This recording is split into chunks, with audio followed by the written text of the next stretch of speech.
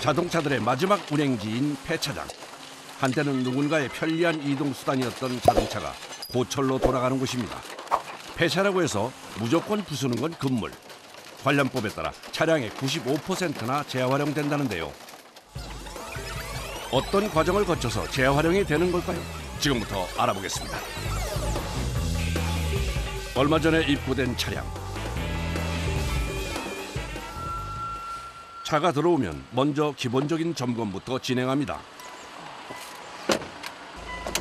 폐차 검수하고 있습니다. 이제 엔진 미션 이제 이상 없는지 유무랑 이제 배터리 및 시트, 오디오, 공조기 등 이제 기타 부속품들이 정상적으로 달려 있나 유무를 확인하게 됩니다.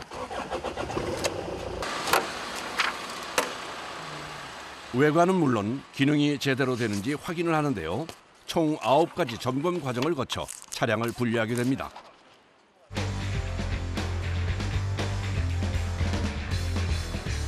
수출이 나가는 차와 이제 폐차 해체하는 차량으로 나누게 됩니다. 차량의 상태가 좋지 않은 것은 해체나 폐차용으로 분류. 보통 40만 원 정도 돌려받을 수 있습니다. 주행이 가능한 차량 중 해외에서 인기가 많은 차종은 수출되는데요. 나라마다 인기 차종은 천차만별. 보통 수출용은 100만 원 정도 받을 수 있다고 하네요. 부장님, 이거 점검 다 했으니까 해체동으로 이동해 주세요.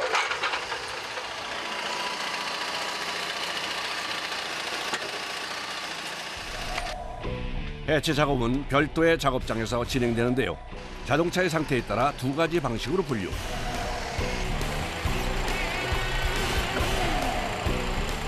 원자재들만 빼내고 폐기하는 것과 차량 의자나 사이드 미러 등 부품을 재활용하도록 해체하는 것입니다.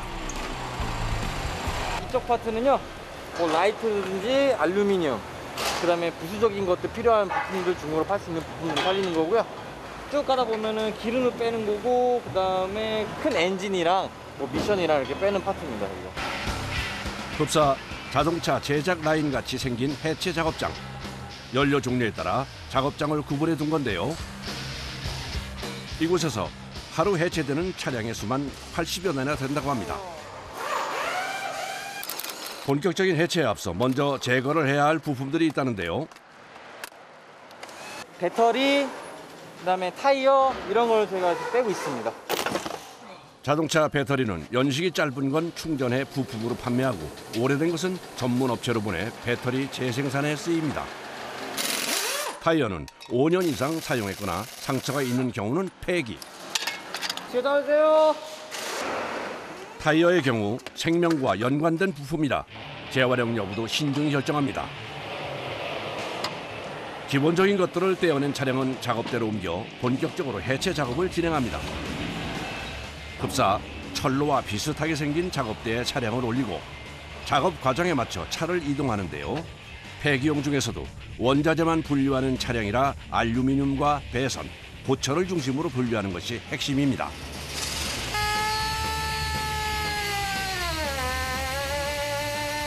디젤 회수하는 겁니다. 구멍을 뚫고 저희가 모다로 해서 빨아가지고 따로 탱크로 모아줍니다. 아, 이게 탱크로 가는 파이프예요? 환경 오염도 줄이고 화재 위험이 있어 잔여 연료 제거는 필수.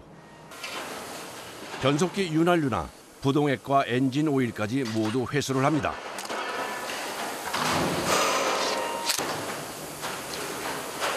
보통 한 90% 넘어서 90%에서 95% 정도 됩니다.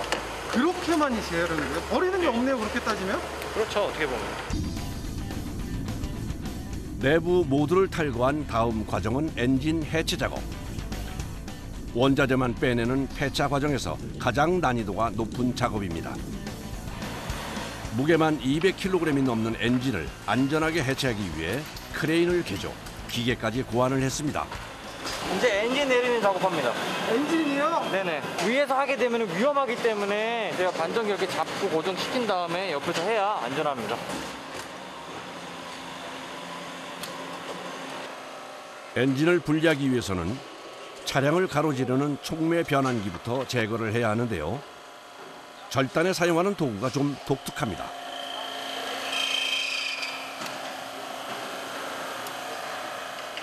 보통은 가스 절단기를 사용하는데 이 절단기는 흡사 거대한 집게 발같이 생겼는데요. 이름이 뭔가요?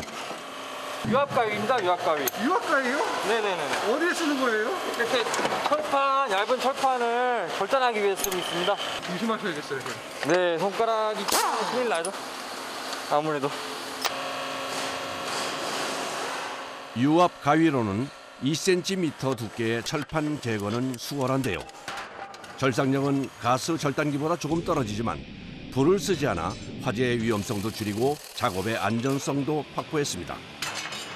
네, 엔진 이제 떨어질 거니까 조심하셔야 돼요. 기둥이 나오셔야 돼요. 아, 이게 뒤집으실 거예요? 네네네.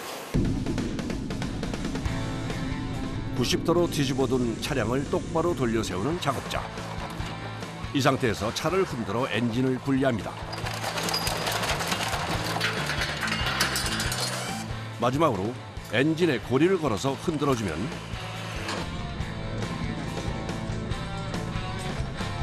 안전하게 분리 성공.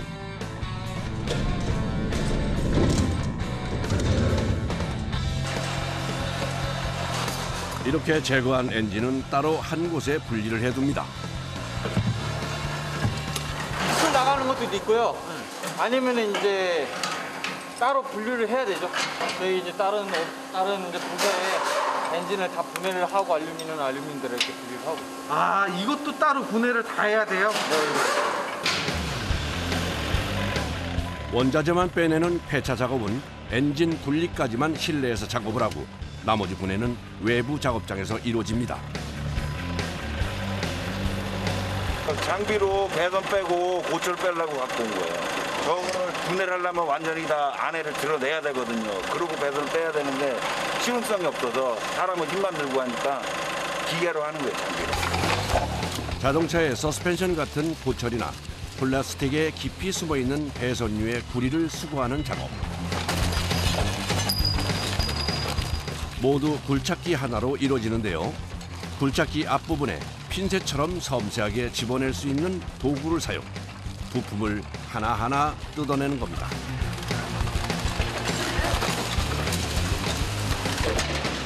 섬세한 작업인 만큼 기계를 잘 다루는 것이 관건.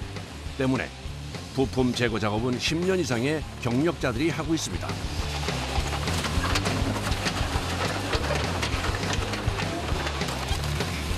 전선이며 범퍼 등의 부품을 빼내고 나면 이제 마지막 과정만 남는데요.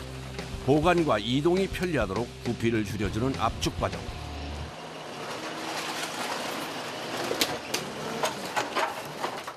완벽한 압축을 위해 프레스를 사용해 다시 완전히 눌러줍니다.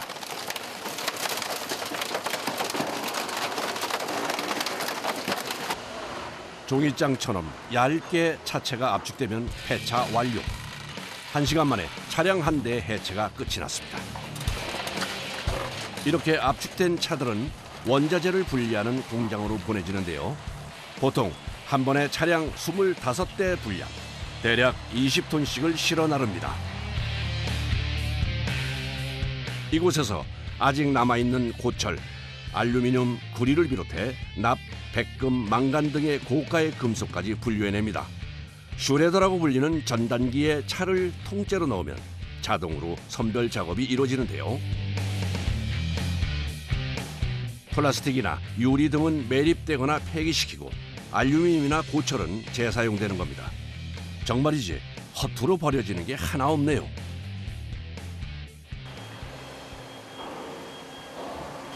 다시 작업장을 찾았습니다. 한창 작업 중인 작업장 한켠에 눈에 띄는 차들이 있네요. 그냥 봐서는 멀쩡해 보이는데 어디에 사용하는 걸까요? 왜냐면 이 차 같은 경우는 올분해야 되거든요. 그래서 조심해서 다루시면 될 것 같아요. 절로 좀 옮겨주시면. 폐기용 차량 중에서도 내외부의 부품을 재사용할 수 있도록 살리는 부품용 해체 차량입니다. 예, 내려주세요. 그대로. 내려주세요.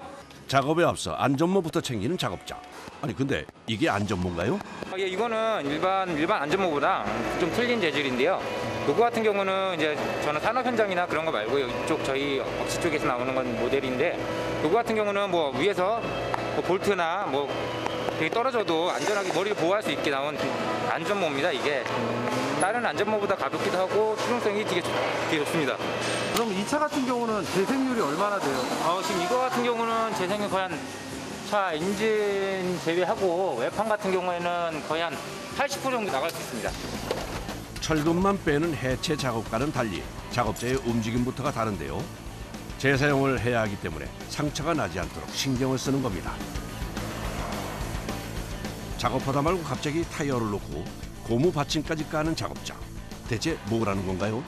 장착하다가 탈착을 하려 할 경우 이제 떨어져가지고 스크래치 나거나 찌그러져가지고 상품화를 못할 수가 있습니다. 그래서 이거를 방지하기 위해서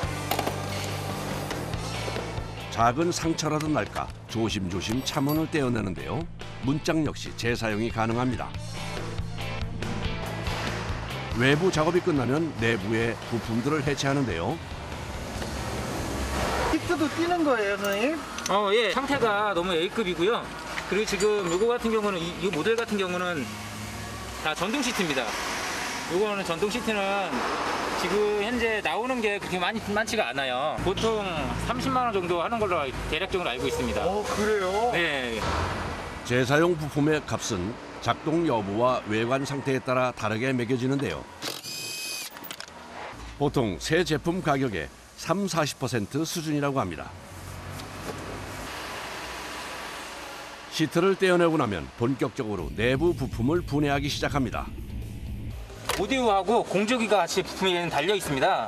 오디오 볼륨, 주파수 맞추는 거 다 여기 한 몸으로 되어 있기 때문에 10명 중에 한 3-4명은 찾으세요. 공조기가 안 되신다고 이 버튼들이 잘 나가가지고.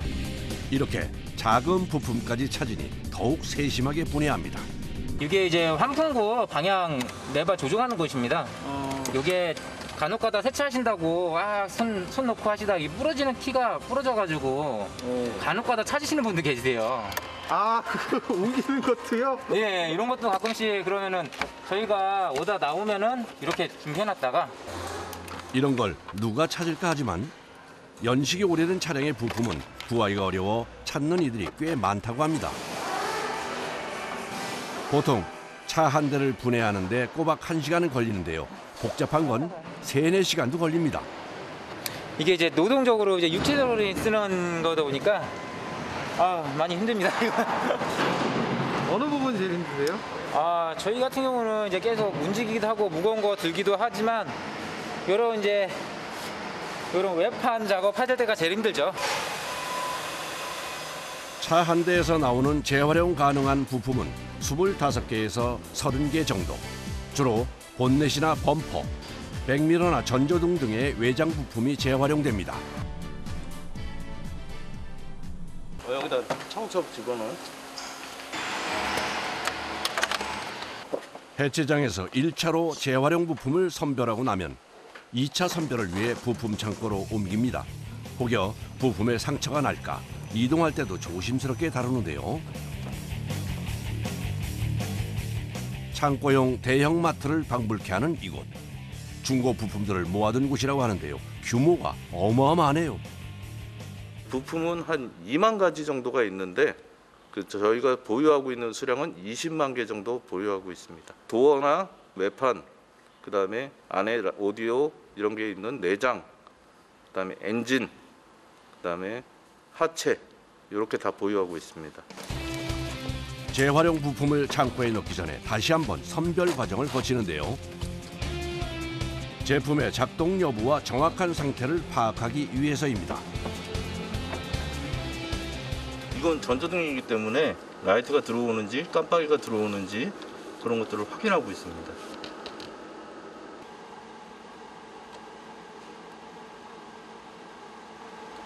이상 없이 잘 들어오네요. 최종 점검을 마친 부품은 먼지가 들어가지 않도록 꼼꼼하게 포장까지 하면 점검 완료. 전문 도구를 사용하기는 하지만 자동차 재활용 부품 해체와 검수는 오롯이 사람의 손과 기술이 필요한 작업.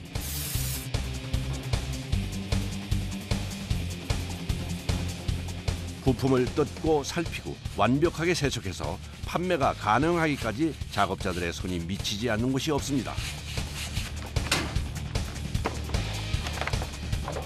점검과 세척이 끝나면 보관 전에 꼭 해야 하는 일이 하나 있는데요. 이건 저희만 보는 게 아니라 저희 판매하는 사람도 보고 소비자분도 보기 위해서 사진을 찍어서 세세하게 부분 올리고 있습니다.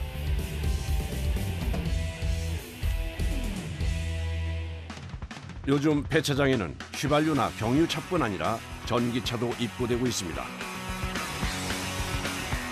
등록된 전기차만 20만 대가 넘는 시대. 고장이나 사고로 인해 폐차되는 전기차들이 생기고 있는데요. 오늘 작업을 할 차량은 8년 주행하고 배터리 수명이 다한 전기차입니다. 내연 기관차와는 준비 과정부터가 다른 전기차 폐차. 일반 내연기관차는 다르게 고전압이 흐르기 때문에 저희가 따로 복장을 착용하고 차에 따라 다르지만 300V에서 350V 그 이상까지도 이제 흐르게 되고 있습니다. 그러면 감전되면 죽는 거 아니에요? 그렇죠. 위험하죠. 그래서 이제 안전 장비를 잘 착용을 하고 그렇게 작업을 하고 있습니다. 고전압의 전기차 해체를 위해서는 절연되는 보호복 착용과 장갑은 필수. 전문 교육을 받은 작업자만 전기차 해체를 할 수 있는데요. 이곳에도 딱 3명뿐입니다. 이게 와꾸가 잘 안 나오면 안 빠져요. 고압의 전기가 흐르는 전기차. 해체를 위해서는 먼저 배터리에 연결된 주요 배선부터 제거를 하는데요. 사소한 충격에도 감전되거나 폭발 위험성이 있어 섬세하게 작업을 해야 합니다. 그거 뽑으신 거 뭐예요, 근데? 이거는 이제 저희가 전기차를 충전을 할 때 충전선이라고 보시면 돼요. 이거를 떼야 이제 차체랑 배터리가 분리가 되기 때문에. 아하, 이렇게 보니 알겠네요. 전기차의 배터리는 모델마다 설치된 위치가 다르기도 한데요. 대부분은 차체 아랫부분에 있습니다. 드디어 배터리 분리 완료. 무게만 200에서 400kg이나 나가고 크기도 꽤 큰데요. 윗뚜껑은 플라스틱으로, 바닥은 철로 감싸고 있습니다. 배터리 같은 경우는 니켈이나 알루미늄, 그리고 코발트 이런 히토류 성분이 이게 내재되어 있기 때문에 따로 분리를 해서 재활용을 하거나 재사용을 해야 됩니다. 내연 기관차와는 달리 전기차는 배터리 분리가 가장 큰 작업. 배터리까지 분리하면 작업 절반은 끝낸 셈입니다.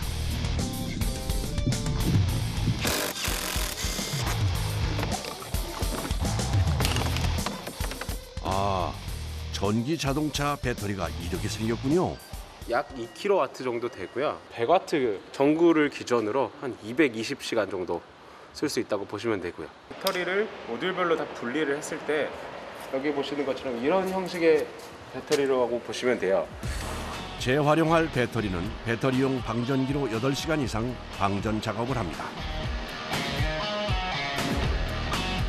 모듈마다 하나하나 칸 하나하나가 보이실 거예요. 그중 하나가 이거라고 보시면 돼요. 그런 식으로요? 네, 이렇게 들어간다고 보시면 돼요. 찾으시는 분들이 뭐 연구용이나 뭐 따라온 새로운 사업을 하기 위해서 찾아오시는 분들이 많죠. 선박용 모터나 배터리를 사용하려고 찾아오시는 분들도 있고요. 그날 오후 폐차장에 제발로 들어오는 차 한 대. 멀쩡해 보이는데 여긴 왜 온 걸까요? 혹시 물건 주문하려는데 네. 전조등 좌측이랑 사이드미러 우측 있나요? 차종이 어떻게 되시죠? HID 사양인가요? 예, HID 있어요. 예, 헤드램프는 재고 있고요. 색상이 어떤 색상이죠? G색 계열이죠. G색 계열. 예, 그것도 재고가 있습니다. 10년 이전 차량들에 대해서는 많습니다. 부품들이 많고, 요 근래에 있는 연식의 차종은 부품들은 그렇게 많은 편이 아닙니다. 아무래도 이제 폐차를 안 하니까요. 그렇죠. 사고차가 아닌 이상. 맞습니다. 노후됐거나 단종된 차량을 가진 이들에게 그야말로 보물 창고나 다름없다는 이곳. 중고 부품들은 현장에서도 구입할 수 있지만 인터넷 사이트로도 주문이 가능하다고 합니다.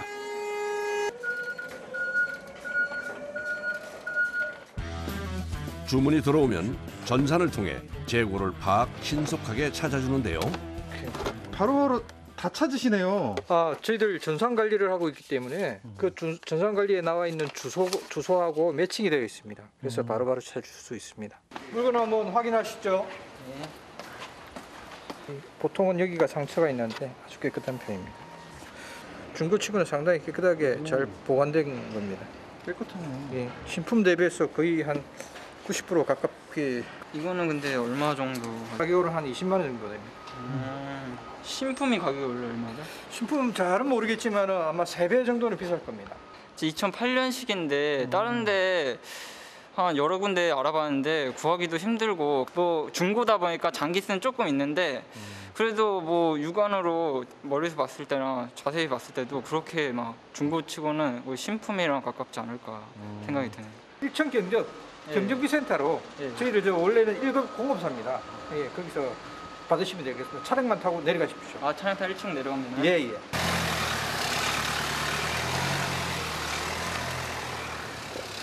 전조등이 깜빡깜빡거려서 교체하고 싶고, 저희 사이드미러는 좀 장기세가 많아서 교체하고 싶은데.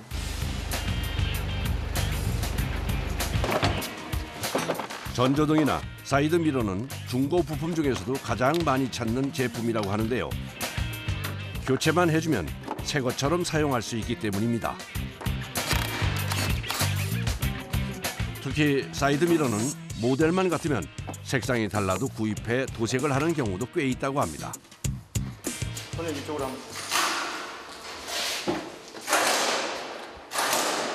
라이트 테스트 해주세요. 네. 어디 작동이 잘 되나 확인해 봅시다. 오.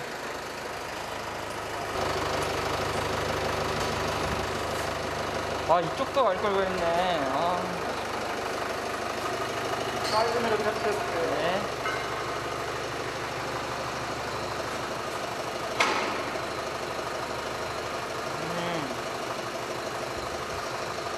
신품보다 저렴한 가격에 살 수 있어서 너무 좋고요. 이제 바꿨으니까 안전하게 오래오래 타야죠.